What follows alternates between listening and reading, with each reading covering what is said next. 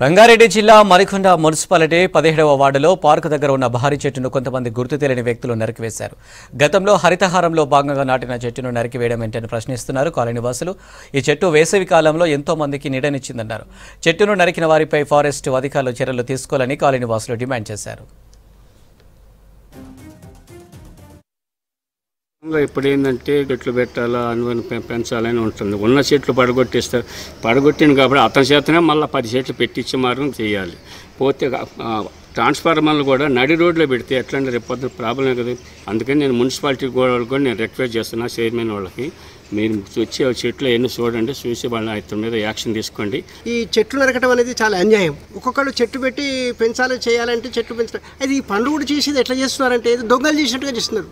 రాత్రికి రాత్రి ఏదో ఒక సమయాన్ని చూసుకొని చెట్లు నరకేయటం, ఆ సమయానికి చేసి ఆబ్జెక్షన్ చేయడానికి పోయి అడ్డుపడేవాడు ఎవడు ఉంటాడు.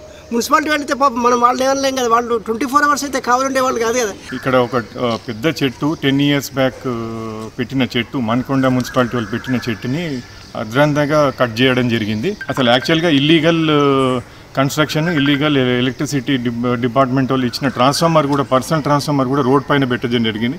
ఈ సందర్భంగా మేము ఖచ్చితంగా ట్రాన్స్ఫార్మర్ అనేది తొలగించి అక్కడ చెట్లు నాటాలని మేము మన్కొండ మున్సిపాలిటీ, మా కమిషనర్ గారిని, మా చైర్మన్ గారిని